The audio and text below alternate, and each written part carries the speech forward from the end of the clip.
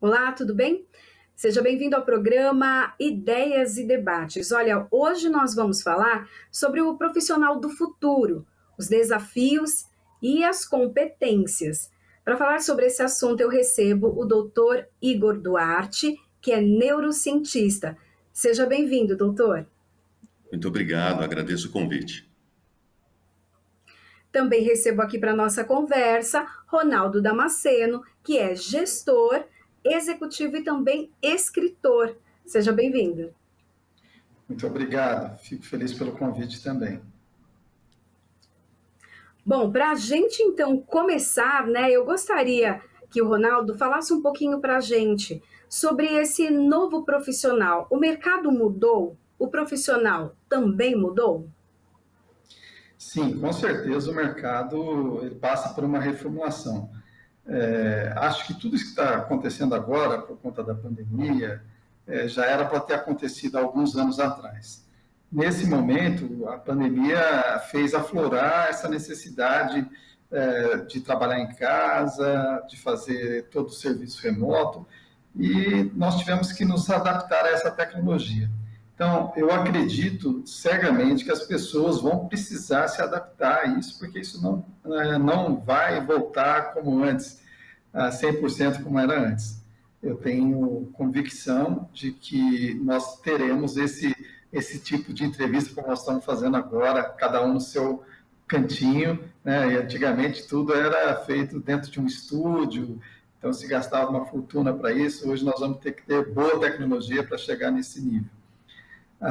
Eu costumo dizer, né? Hoje até as fábricas pequenas, eu tenho um cunhado que trabalha numa fábrica que faz torneira, aquelas torneiras plásticas para bebedouro de água. E hoje a máquina faz tudo. Um dia ele me levou lá para ver, o papel dele é apertar o botão e esperar sair do outro lado, ela vai passando por várias etapas, e é isso que está causando desemprego, então a gente fica chateado quando vê uma Auto Latina fechando, como a Ford, como foi a Mercedes no Brasil, mas isso é porque realmente a tecnologia está superando, e muitas vezes, o homem. O robô está assumindo algumas coisas, e hoje até na saúde, eu sou da área de saúde, a gente vê a inteligência artificial querendo entrar e cada vez ganhando mais espaço, ajudando nos diagnósticos, ajudando em cirurgias sensíveis. Então, essa é uma tendência, com certeza. Doutor Igor, eu Olha, queria que o senhor eu, falasse também sobre isso. eu vejo aí a tecnologia entrando em todos os setores. O Ronaldo falou aí sobre a saúde. A tecnologia só não está mais inserida dentro da saúde porque há resistência de certos grupos profissionais. Porque senão já estaria aí. O computador ele consegue fazer um diagnóstico melhor do que os profissionais, tá? Porque você pega, por exemplo, uma tomografia, uma ressonância, e você precisa analisá-la com os seus olhos, assim. Então, as câmeras, vamos dizer assim, os sensores dos computadores são muito mais sensíveis para detectar ali variações na anatomia que consegue ver na parte ali do corpo, enfim, se está correto ou se não. Então, eu vejo que só não avançou por conta de restrições ali de grupos específicos, mas vai segurar até quando? Vai chegar um momento que não tem jeito. Vai entrar, eu só não sei se vai conseguir substituir, não, eu não sei, pelo menos não nos próximos 50 anos, eu não vejo assim os robôs, né, fazendo cirurgias, mas eu vejo sim para 100 anos, né, os robôs fazendo cirurgias muito bem, porque nós estamos alimentando eles, nós estamos aqui fazendo pesquisas e inserindo as informações nesses computadores, né, e a gente remete ao filme do Matrix, né, então o que vai acontecer? Esses robôs vão tomar os empregos, estão tomando, né? Mas eu acho que isso não vai trazer um problema, porque o ser humano ele está se adaptando, ele precisa enxergar lá na frente, ele precisa ver, olha, o futuro vai permitir eu atuar aqui ou ali, e aí o humano, e isso eu não vejo o robô fazendo, sabe?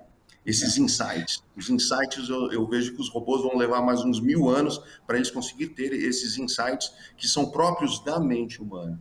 Então, a máquina ela se insere no local e abre uma janela os humanos trabalharem em outro local. Isso já aconteceu no passado, já aconteceu com outras tecnologias. Quem trabalhava com rádio falava assim, meu Deus, apareceu a televisão e agora? Vai acabar o rádio.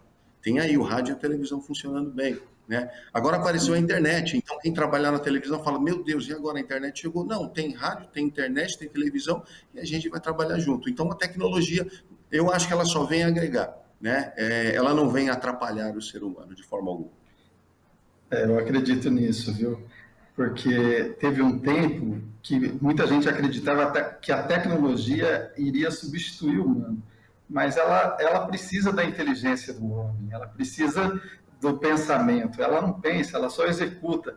Então, ela vai substituir serviços braçais, serviços de rotina, serviços rotineiros. Isso.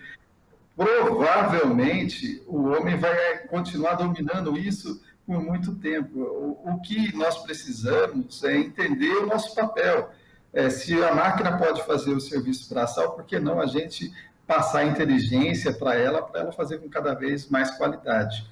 Esse é o título do livro, né? O homem precisa inserir na sua vida a qualidade na vida dele. Não pode só achar que a qualidade tem que ser no processo, porque se você só exigir do processo, a coisa acaba. Imagina um alfaiate se não tivesse qualidade, um médico sem qualidade, né, a gente realmente estaria muito perdido. Então, é necessário a gente acordar para a qualidade dentro da gente e impor isso em todo sentido. Então, pode falar, Priscila, por favor. Não, fique à vontade, doutor, fique à vontade. Não, o que eu vejo é apenas pessoas que eles não estão acompanhando, né? As pessoas que estão paradas no tempo e elas não estão especializando, elas não estão, vamos dizer assim, estudando de forma alguma, só estão esperando o tempo passar. Para essas pessoas vai ser muito mais difícil, né? Essas pessoas, quando elas acordarem e quiserem se inserir no mercado de trabalho, vai ser um ambiente completamente novo. Quando essa pandemia passar, né, e o Ronaldo colocou muito bem, o mundo vai ser, se não for 100% diferente a forma de trabalhar, pelo menos 80% vai ser diferente. Tá? A tecnologia está aqui permitindo a gente participar de um programa com a mesma qualidade, levando informação de qualidade para as pessoas, e cada um no seu local de trabalho, aí, pode ser na casa, no seu escritório, e está funcionando muito bem. Então as pessoas precisam estarem atentas para isso, que quando tudo isso acabar, a gente espera que tão logo isso acabe, a rotina volte, mas ela não será como antes. Eu também acredito nisso. A gente vê achei legal.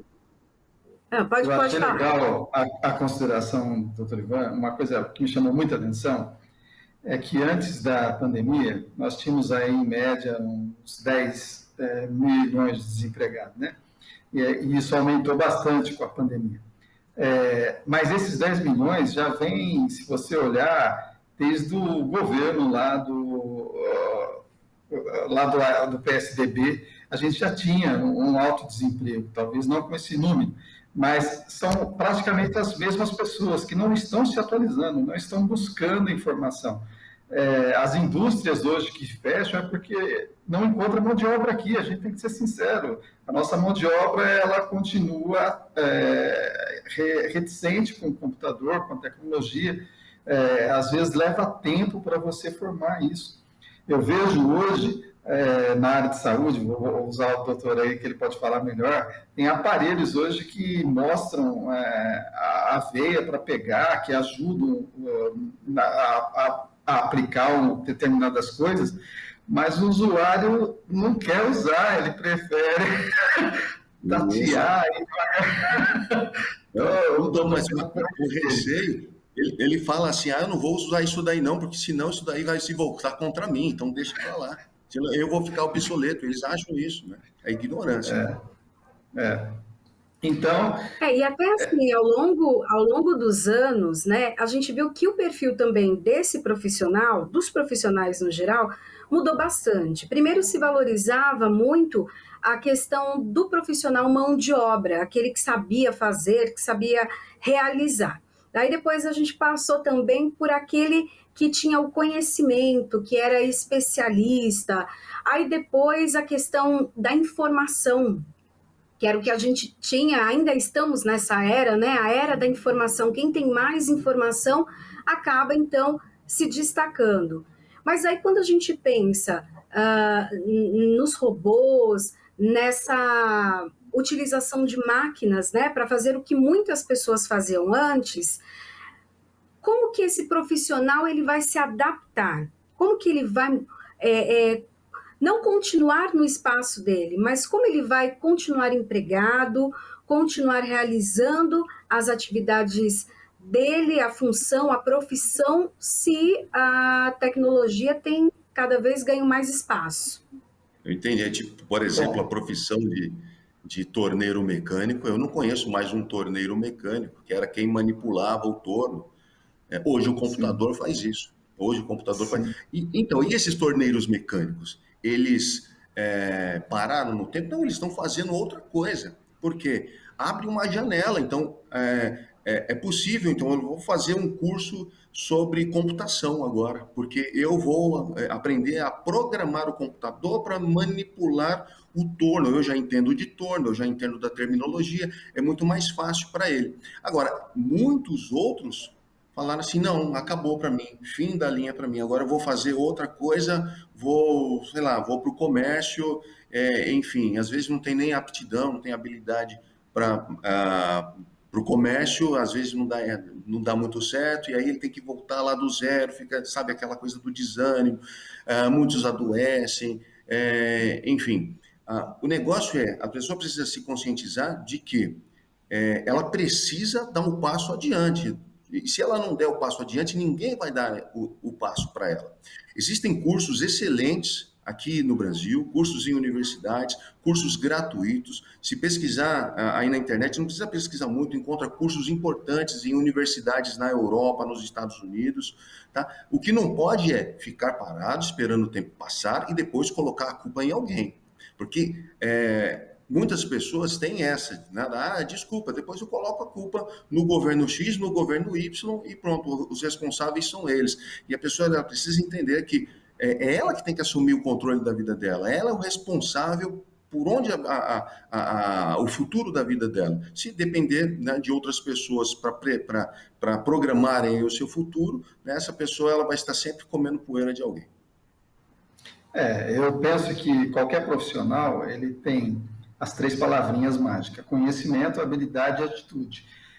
Tudo que você tem de conhecimento, com a prática você transforma em habilidade. Ninguém nasce sabendo. Então você vai aprender e conforme você vai exercendo, você vai ganhando uma habilidade.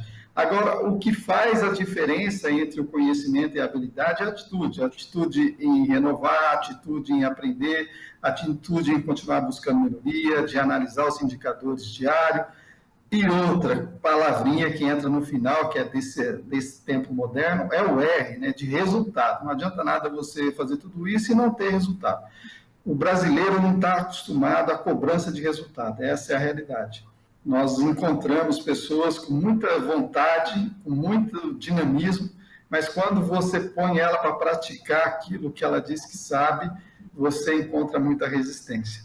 Resistência ao novo, resistência quando tem uma dificuldade, quando você tenta estabelecer melhoria daquilo que ela precisa fazer. Então, eu acredito que o ser humano ele precisa dar uma chance ao novo. Vamos pegar um exemplo da China, que aconteceu na pandemia.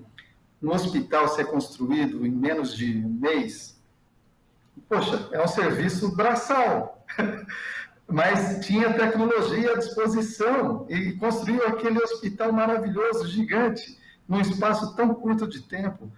Enquanto aqui a gente vai construir determinadas coisas, a gente fica 5, 6, às vezes 7 anos, passa-se eleições e não termina. Então, é preciso acordar para o novo. O Ronaldo está falando aqui, eu estou pensando no anel viário que circunda a cidade de São Paulo, que 30 anos depois, mais ou menos, não está pronto ainda, né? Vai ficar ainda para as próximas, né? Então, eu acho que tecnologia tem, se não tiver aqui, importa, né? Nós temos muitos bons profissionais aqui, só que o número é pouco, Quando esse profissional ele vai buscar informação lá fora, ele vai estudar lá fora, dificilmente ele retorna. Então, tem muitas mentes brilhantes brasileiras que vão para a Europa, para os Estados Unidos, fazerem lá doutorado, pós-doutorado, e lá, né, o retorno é muito melhor. Então, eles falam assim, não vou voltar, não. E aí o Brasil fica sem essa mente brilhante. Aí a gente vai ter que trazer isso da Europa, dos Estados Unidos, às vezes do Japão, da China, e isso é muito caro. Então, eu acho que falta também, né, vamos dizer assim, oferecer condições para formar esses bons profissionais e trazê-los de volta. A gente precisa trazer essa turma de volta aqui para melhorar a qualidade do ensino, né, da especialização e da mão de obra brasileira. Verdade. Vamos olhar aí o que aconteceu, né, com as escolas aí com a pandemia, né? É impossível que essa tecnologia já não poderia estar sendo usada, né? Os alunos, tem alguns que realmente não estão se adaptando, mas não estão se adaptando porque também não são incentivados, nem o professor está acostumado a dar a aula à distância. Então, é um novo ciclo que nós estamos atrasados. Desculpa, porque eu, como ele, já fiz alguns cursos fora aí, pela internet, e eu vejo a metodologia assim muito avançada. Então, por que isso não pode ser uma realidade para todos, já que é uma necessidade, né? Então, doutor Igor, a gente vê que... Né? Pode falar.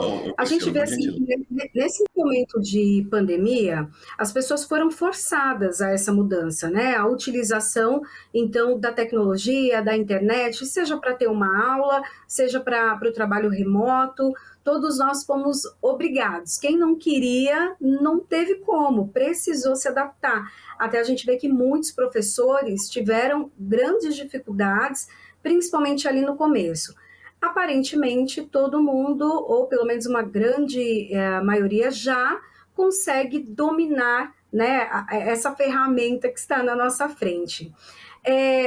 Mas no cérebro, como isso funciona? Nós fomos obrigados, então eu acredito que o cérebro trabalhou de uma maneira. Mas e quando eu tenho a escolha?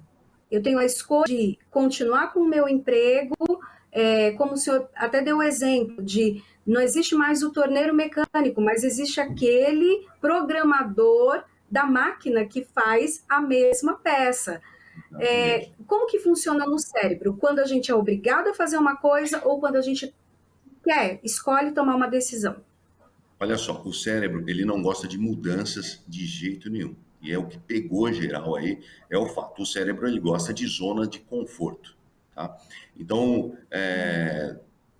dar um exemplo clássico aqui, sair de um emprego e ir para o outro. Por que as pessoas elas têm receio? Mas é porque vai ficar sem a renda ali naquele período. Não, as pessoas elas não gostam, sabe, do desconhecido. Eu não sei o que vai ter lá, eu não sei o que esperar. E aqui eu sei, aqui eu domino, aqui eu já tenho a minha equipe, já tenho meus colegas, eu já conheço toda a equipe. Então, o nosso cérebro ele não gosta de mudanças de jeito nenhum. Mas, curiosamente, são as mudanças que fazem o cérebro evoluir. Então, são essas mudanças que acontecem aí aos poucos. Eles acreditam que os homens do passado, né, os nossos ancestrais, eles evoluíram por uma série de problemas que eles enfrentaram ao longo do tempo. Porque se os que ficaram num ambiente próspero, que não era nem quente nem frio, que tinha água, que tinha alimento, esses não evoluíram demais. Os que evoluíram mais foram os que foram para áreas complexas, por exemplo, a Europa, que era frio demais, que não tinha alimento em abundância, e eles tiveram que fazer, então, construir abrigos, fazer fogo, cozer o alimento, enfim, são essas mudanças. Acreditam que existe uma teoria que paira por aí, de que o cérebro precisa de 21 dias para se adaptar. Ela não tem base científica, mas tem uma que é um pouco além, são 30 dias. Então, eles chamam de a teoria dos 30 dias, de que se você mudar um hábito por 30 dias, ele fica incorporado aí na sua personalidade e você perpetua ele para sempre. Eles descobriram isso, eles colocaram óculos que inverte a visão em astronautas para saber que tipo de reação fisiológica isso ia acontecer. E aí eles descobriram que entre 25 e 30 dias, os astronautas andando, vendo tudo aqui na Terra de cabeça para baixo, 25 e 30 dias a visão desvirava, ela corrigia de novo. Então eles chamam isso de o princípio dos 30 dias, os psicólogos pegaram isso e hoje eles utilizam isso. Ó, você quer mudar uma rotina, você quer mudar no comportamento, precisa de pelo menos 30 dias. Então, os primeiros 30 dias dos professores que estiveram ali dentro de casa, e agora essa nova ferramenta, esse computador, esses primeiros 30 dias foram muito desgastantes para eles. Agora, passou os 30 dias, está tudo tranquilo, já conhece as ferramentas. Pode perguntar para qualquer professor aí, qual a melhor ferramenta para fazer aula ao vivo? Ele vai te dar uns 5 nomes aí de programas para aula, para gravação, etc. Né? Porque já faz parte da rotina, ou seja, já passaram esses 30 dias. Então, para o amigo telespectador que está assistindo agora, quer mudar uma rotina aí, seja ela qual for, a dica é faça isso por 30 dias, tem uma chance muito grande disso ser incorporado à sua personalidade e você fazer isso para sempre. Olha só. Então, eu acredito nisso, eu também sigo essa ideia dos 21 dias aí, agora eu vou adotar 30. Não, Eu também é só mais precisei. 9 dias. Recentemente eu descobri uma diverticulite e eu tive que mudar toda a alimentação. Os primeiros dias foram muito difíceis. E hoje eu não sinto falta nenhuma daquilo que eu tive que tirar. Pelo contrário, me fez muito bem. Então, eu acredito realmente que tudo começa a melhorar mesmo depois dos 30 dias, né? Exceto alguns que fogem à regra, né? A pandemia nos ensinou a utilizar máscara, né? Com certeza é para o nosso bem. A limpar as mãos nos procedimentos, N coisas que isso não é novidade lá para os japoneses, para a Ásia como um todo, mas para o Brasil isso se torna um empecilho. Obrigado aí, doutor. Se não Eu não tiver, tenho se mesmo não aqui tiver na um mesa. desse aqui na mesa, parece que está faltando alguma Não, coisa, né? parece que está faltando alguma coisa. Na sala de reunião tem que ter mesmo, eu brigo muito por isso. E como isso é importante. Agora, por que que boa parte dos brasileiros insiste em não aceitar uma coisa tão simples? Não é pedir muito, se você olhar friamente, ninguém está pedindo para você sair correndo com a máscara, mas, poxa, a hora que você estiver em aglomeração, por que não usar? Então, eu acredito que realmente, para alguns, o que falta é a força de vontade mesmo, a mudança. E no Brasil, nem quando é imposto, que nem está sendo agora a pandemia, a gente acaba tendo essa dificuldade. E tenho certeza que isso faz parte de um processo de educação continuada. Todos nós precisamos passar por essa imersão. Seja o governo, a população, porque não adianta nada culpar só o Bolsonaro, que não usa máscara, que se a população continua fazendo festa, continua indo para a praia e achando que não vai acontecer nada com ele. Então, é preciso realmente fazer algumas coisas diferentes, e eu acho que no processo de educação ele é fundamental. Então, se os professores não se adaptarem a isso, começar a tocar nesses assuntos, começar a tocar no assunto de qualidade, por que a qualidade a gente só vai ver na faculdade? Essa é uma pergunta que eu faço. Um assunto tão importante, a gente aprende igreja, sobre religião, a gente aprende sobre política, desenho, que para muitos não vão seguir essa carreira, sobre ciência, E por que não aprender sobre qualidade, que é uma coisa que é necessário. Lá no Japão você começa a aprender qualidade no primário. Por que que a gente tem que aprender isso só na graduação ou pós-graduação? Doutor E Igor, aí até traz esse alerta também, no sentido de que algumas pessoas, elas têm, então, essa facilidade, por mais que, são os 30 dias ali de uma mudança de hábito para poder, então, realmente ter ali uma mudança na vida, profissional, pessoal, enfim. Mas existem pessoas que realmente não querem, ou elas desistem, por exemplo, do emprego delas quando chega um equipamento diferente, ou elas acabam sendo aquele profissional que só causa problema dentro da empresa, porque ele não quer, né, essa mudança, ele não se adequa às mudanças. Por que as pessoas elas acabam agindo diferentes nessas situações? Olha só, eu imagino, eu não tenho uma resposta pronta para lhe dar, mas eu imagino que tem a relação com a personalidade da pessoa, e tem a relação também com os objetivos que essa pessoa traçou para si mesma, né? Eu estava lendo uma estatística, por exemplo, o brasileiro, 57% dos brasileiros, eles não têm uma meta estabelecida de vida. Eles estão como a música de um cantor, né, de um sambista famoso aqui no Brasil. Eles estão apenas deixando a vida levar, né? E a vida vai levar para onde ele não quer ir. Então, eles precisam Uhum. entender que eu preciso fazer um planejamento da minha vida. Não precisa ser um planejamento complexo. Eu não preciso fazer um MBA para fazer uma administração da minha vida ali rapidinho. Eu preciso só colocar uns detalhes. Olha, minhas contas, tem a escola das crianças, esse período aqui eu preciso descansar, esse tempo aqui, ó, sobrou um dinheiro, eu preciso me especializar. São detalhes. Outro dia eu vi alguém falando sobre finanças, falou assim, nossa, eu vou investir na bolsa. Eu falei, nossa, que legal, vai investir na bolsa, né? E você acha que a bolsa é melhor que a poupança? Aí a pessoa falou assim, então você não sabe como funciona? É interessante você aprender sobre a poupança. Falam da poupança, falam de renda fixa, falam de fundos imobiliários. Aprender os detalhes, né? As nuances, os altos e baixos de cada um. Não é apenas ir na ideia de alguém que está te vendendo um milagre pela internet, né? A pessoa vende um milagre muito importante, fala, compra isso daqui que vai resolver todos os seus problemas, suspeite, né? Senão essa pessoa não estaria vendendo, ela estaria ali com aquele segredo dentro ali do casaquinho dele e não ia mostrar para ninguém. É uma coisa muito, muito, muito valiosa, né? Então gira em torno aí do indivíduo se esforçar um pouquinho, às vezes ele fazer as suas projeções para o futuro, né? Isso daí ajuda ele a ficar mais, vamos dizer assim, resiliente com relação às mudanças na empresa.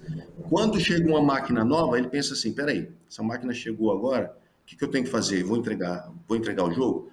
Mas eu tenho que chegar em tal lugar daqui a 5 anos. Então eu não posso entregar o jogo. Deixa eu dar um manual dessa máquina aqui que eu vou aprender ela. E tudo que você se propõe a fazer, você aprende. O ser humano, ele aprende qualquer coisa. Ah, mas eu não consigo falar chinês. Passa 6 meses na China e depois você vem falar para mim se você sabe ou não sabe, ou se você consegue ou não consegue falar chinês. Tudo é uma questão de necessidade e às vezes de foco também. Ronaldo, e É, também com essas mudanças, as empresas e também os gestores, eles colaboram para essa mudança? Ou você percebe que ainda é algo que parte muito do profissional, do empregado, mas a gestão, a empresa ainda não dá a mão ali, não incentiva para que todos possam crescer juntos, né? A empresa e o funcionário. bom, eu tenho uma teoria que eu defendo, que eu acho que o gestor, o Igor falou uma coisa muito legal, que é a acomodação. Muitas vezes o gestor se acomoda com o resultado que ele já conseguiu na empresa. E aí ele quer manter o cargo dele por mais tempo, achando que com aquele primeiro ano que deu aquele resultado, ele vai se manter para sempre. É um erro, é um equívoco. A gente tem uma cultura muito voltada para o funcionalismo público. Basta você olhar, né? Nós temos uma boa mão de obra empregada hoje, funcionário público. Então, é lógico que pai, ou filho, ou tio, alguém tem um parentesco com o funcionário público. A gente aprende isso até pegando um ônibus, o cobrador, né, o motorista. E as pessoas estão habituadas a isso. Nós temos uma política que ela precisa ser repensada. Nós damos lá seguro-desemprego, um monte de coisa para as pessoas não buscarem a inovação.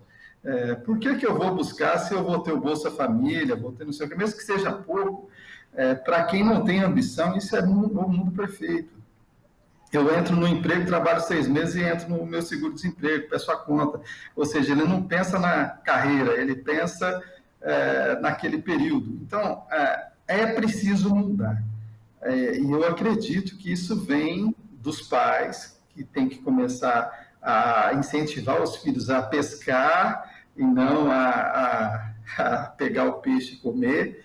Acho que essa mentalidade precisa ser incutida na cabeça dos pais para que passe para os filhos e depois os professores também. A gente aprende muita coisa na escola que com o tempo você não usa.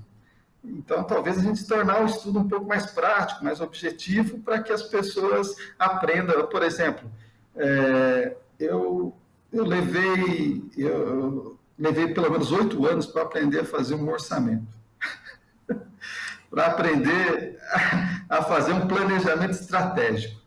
É muito tempo.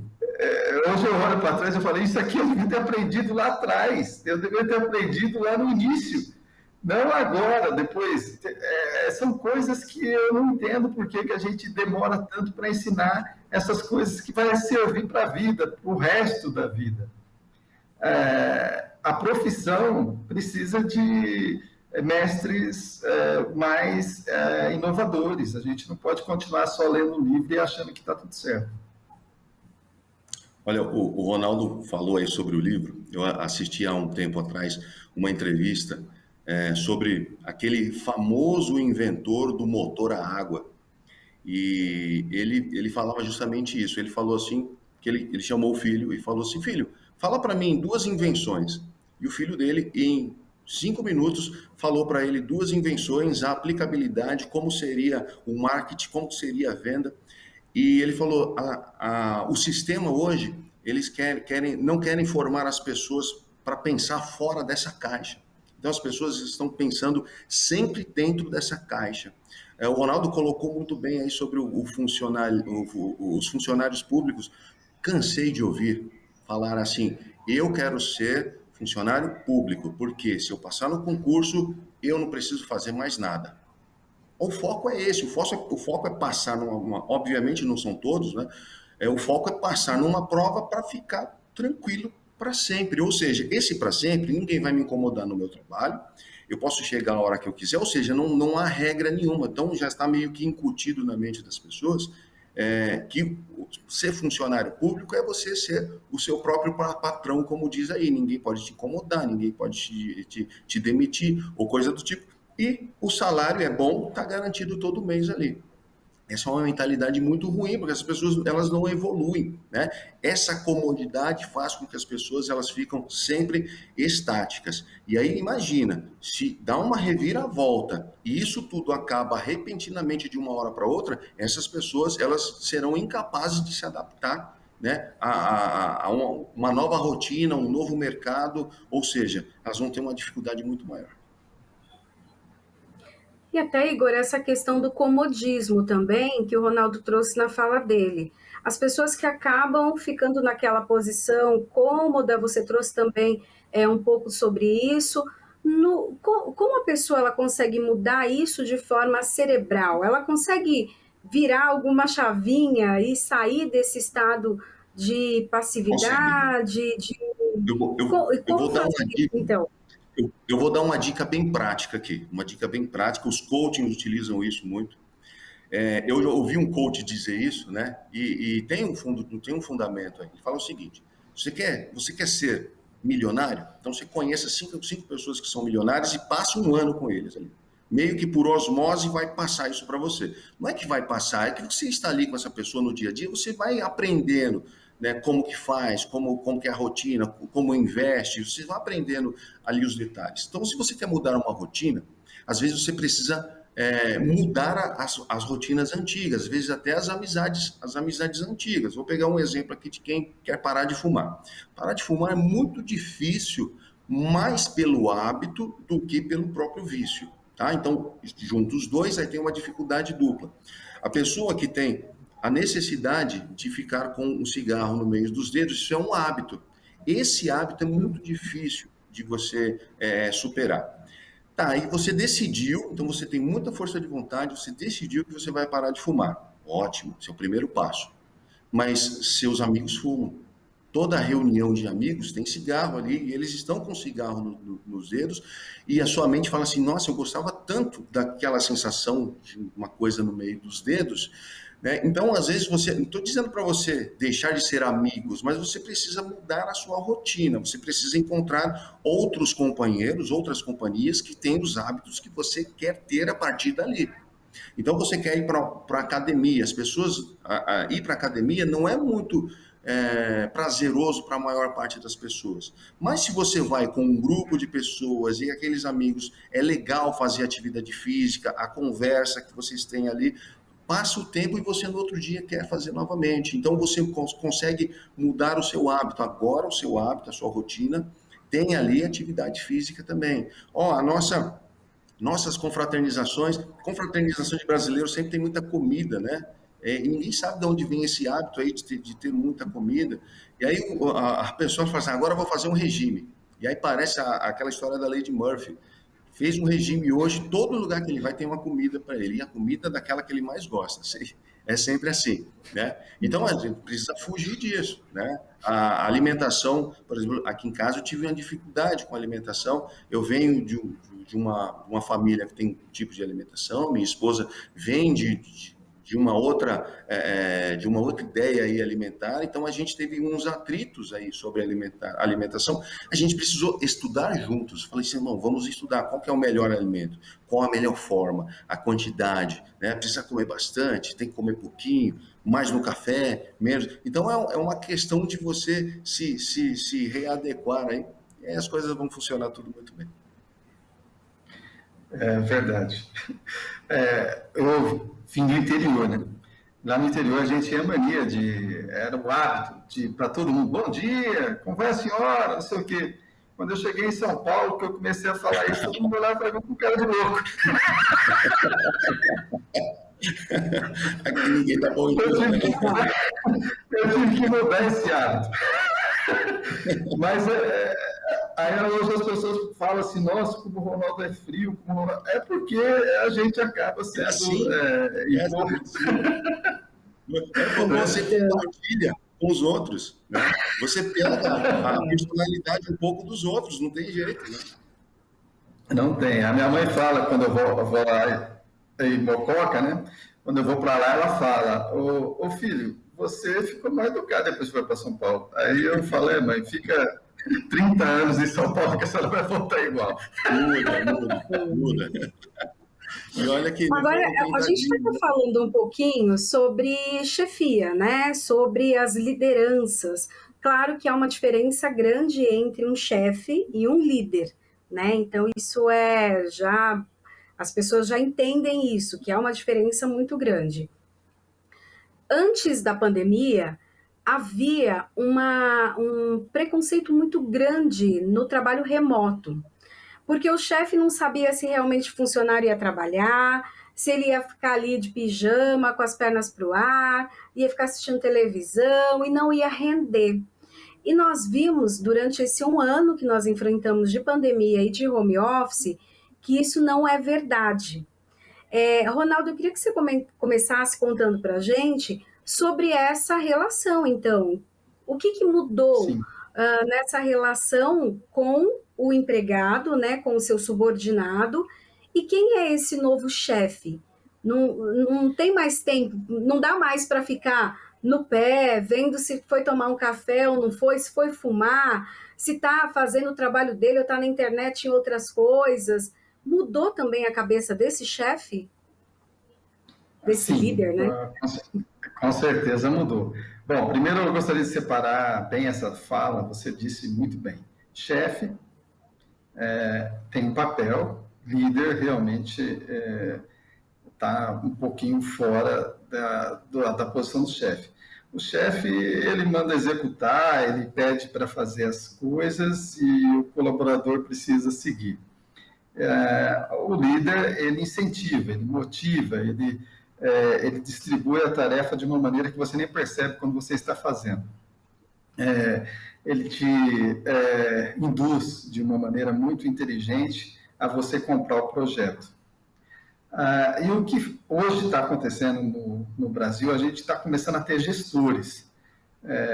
Faz pouco tempo que saiu os cursos tecnólogos e os cursos de especialização de gestores, e hoje a gente está tendo gestores em várias áreas segmentadas, gestor de marketing, gestor de qualidade, gestor de atendimento, e N outros aspectos aí. E o gestor, ele é um misto entre o chefe e o líder, né? Então, ele está mais focado em fazer uma gestão proativa para que os resultados aconteçam. O que eu sinto que aconteceu com a pandemia é que estávamos habituados, aí vou pegar a palavra do Igor, desculpa aí, estávamos habituados a ficar cobrando horário. Ele chegou no horário, eu nem me preocupava com o resultado que ele fazia. Ele tinha que ser Caxias, ele tinha que chegar no horário e sair no horário. Agora não, agora o que se fala é o resultado. Ele deu o resultado? Muitas vezes essa pessoa que está em casa, como nós, está trabalhando até mais do que as 8 horas que ele trabalhava para dar o resultado que ele dava lá. Mas ele tem um novo cenário nesse sentido. Ele tem a família mais perto, ele tem o amigo mais perto, ele consegue trabalhar de uma forma que acaba dando até um certo incentivo para ele continuar trabalhando. Então, aquela folga que a gente não tem no emprego, quando você cumpre a carga horária e ali tem alguém olhando você o tempo todo. Eu acho que isso é o que está sinalizando para nós, a meritocracia. Olha, eu estou fazendo, eu vou ganhar pelo resultado que eu entrego, e não pela carga horária que eu cumpro. E isso a gente vai ter que mudar na lei. Hoje o Brasil está habituado ao regime CLT, que define carga horária, define um monte de coisa, e a partir da hora que esse segmento tem a tendência de ir para casa, home office, então é necessário fazer alguns ajustes. Doutor, pode complementar também sobre esse assunto? Em algum momento isso vai acabar, né? Eu estava aqui refletindo sobre a fala do Ronaldo, e me veio à mente, uma vez me perguntaram assim, doutor Igor, qual a importância das férias? Falei, as férias são fundamentais para a mente ter os insights, nas férias, no descanso que as pessoas têm as boas ideias. O Albert Einstein, quando ele descobriu a teoria da relatividade, ele diz, né, a história, que ele estava deitado numa rede ali, balançando, imaginando que ele viajava num raio de luz. O Isaac Newton estava sentado debaixo de um pé de maçã, a maçã caiu na cabeça dele e descobriu a gravidade, né? O Arquimedes, quando descobriu lá o princípio de Arquimedes, ele estava relaxando dentro de uma banheira. Ou seja, a pessoa ela precisa ter mais um tempo para ela. Talvez as pessoas que estão no home office agora, elas tenham um pouquinho mais de tempo para elas. Sabe o tempo que ele gastava no trânsito de São Paulo para chegar até a empresa, essas 2 horas? Essas 2 horas talvez estejam fazendo uma diferença muito grande. Por quê? Ele tinha que acordar às 6 para chegar às 8 no trabalho. Ele continua acordando às 6, só que ele tem 2 horas para ele dedicar para ele mesmo. E isso permite à mente dele ter novos insights, ter boas ideias. E talvez isso esteja fazendo uma grande diferença em que as pessoas estão conseguindo resultados, né, mesmo trabalhando em casa, né? Tem a questão da pressão, etc. ali. Mas do ponto de vista da neurociência, eu enxergo dessa forma. Eu falo assim, as pessoas elas estão ganhando esse tempo extra para ela. Quando ela não precisa mais sair do trabalho e encarar 2 ou 3 horas para chegar em casa. Essas 3 horas, ela está ali com a família, discutindo com a família, refletindo, às vezes tem um tempo para estudar. Eu acho que isso faz toda a diferença. Esse é um dos motivos pelo qual boa parte dos trabalhos não voltarão a ser como era antes. E, doutor, no caso dos gestores também, eu queria até que o senhor falasse um pouco até dos gestores. Tem a questão do funcionário e a gente... essa questão do tempo, questão de trânsito, isso foi muito bem pontuado. E para o gestor, como que ele consegue mudar a mente dele nessa confiança também no seu funcionário, né, no seu subordinado? Eu vejo o gestor, ele é um profissional moderno, né? O chefe é um profissional antigo. O chefe, ele não está ligado em em metas e resultados, ele está só interessado se o funcionário dele, né, que naquele momento ali, né, o funcionário pertence a ele. Então, eu acho que eles veem dessa forma. E vendo dessa forma, você não liga para a produtividade, para a criatividade, você só quer saber se ele está ali cumprindo o horário dele e no fim do mês você paga ele e no começo do mês isso daí vai se tornando um ciclo. E esse profissional do futuro, esse gestor, ele está interessado no resultado, né? E o resultado de um mês inteiro, se o funcionário, se o colaborador conseguir isso em um dia, é mérito dele, tá? Então, se isso estivesse acontecendo dentro da empresa, né, ele já ia ser sobrecarregado com outras. Então, tudo isso junto. Ele falou assim: ó, então eu vou resolver esse problema em uma semana. Tá? Posso tirar os 15 dias de descanso? Não tem problema, né? É uma comunicação que vocês têm aí. Você me resolve em uma semana? Resolvo. E uma semana, ó, a mente humana é assim, não dá desafio para ela. Se você der um desafio, ela vai lá e resolve aquilo. E uma semana, um problema de 2 meses, ela pode ser resolvida. Com motivação, obviamente. Né? Eu penso que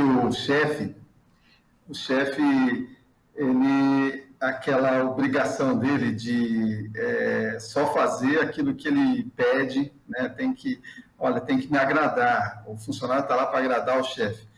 O gestor não, ele está preocupado com o cliente. Olha, você está aqui para melhorar a resposta do cliente. O cliente tem que estar satisfeito com o que você entregou. E não importa se o cliente é externo ou se é interno. Se é o produto final, aquela parte final que recebe o produto, ou se é um setor intermediário que vai receber. Durante muito tempo vivemos a hierarquia, né, militar, que vem o coronel, o chefe, aquela coisa toda. E hoje não, quem determina é a visão horizontal, ou seja, o que eu faço e o que eu entrego. E isso está mudando.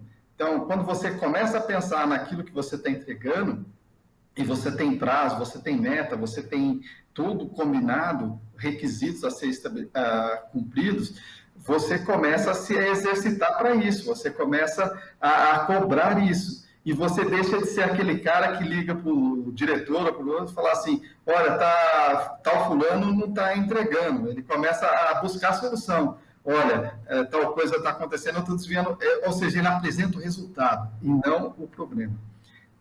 Como se fosse aquele comercial do tigre, o mico, ele deixa de empurrar o mico para o outro e começa a levar realmente o resultado. Nesse caso aqui, nem tem para quem pedir. A gente chega agora no minutinho final do nosso programa e eu vou dar uma oportunidade para as considerações finais de cada um, mas já aproveito para agradecer, então, a participação do Dr. Igor Duarte, que é neurocientista. Obrigada e as suas considerações. Eu agradeço o convite, foi um prazer. Passou rápido demais aqui, né? Quando o papo é legal, foi muito legal. Eu agradeço demais o convite, é uma honra estar aqui debatendo um tema tão importante. Agradeço a Priscila, a TV Alesp, agradeço o Ronaldo também, que a gente bateu um papo muito legal aqui. Ronaldo, foi um prazer conhecê-lo de forma remota. Quem sabe a gente se encontre aí num período próximo para dar aquele abraço, aquele aperto de mão, sem, né, o peso na consciência da máscara e do álcool gel. Isso faz falta. Também agradeço, né, a participação do Ronaldo Damasceno, que é gestor executivo e escritor. Obrigada. Obrigado a vocês. Olha, Igor, foi fantástico. É bom, viu? É muito bom a gente parar um tempo para discutir oportunidades de melhoria para o ser humano. Eu sou defensor disso, por isso escrevi o livro A Qualidade Fazendo Parte de Você, porque eu acredito que realmente a qualidade tem que vir de dentro para fora. E obrigado a Lesp, obrigado a todos aí pela audiência e espero um dia poder retribuir de alguma forma ou fazer uma nova apresentação. Vamos sim, né? Se Deus quiser, em breve, ali nos nossos estúdios novos, e que vocês já são os nossos convidados também para estar ali de forma presencial. Bom, o programa Ideias e Debates fica por aqui. A gente se encontra na programação da Rede Alesp. Tchau, tchau. Tchau.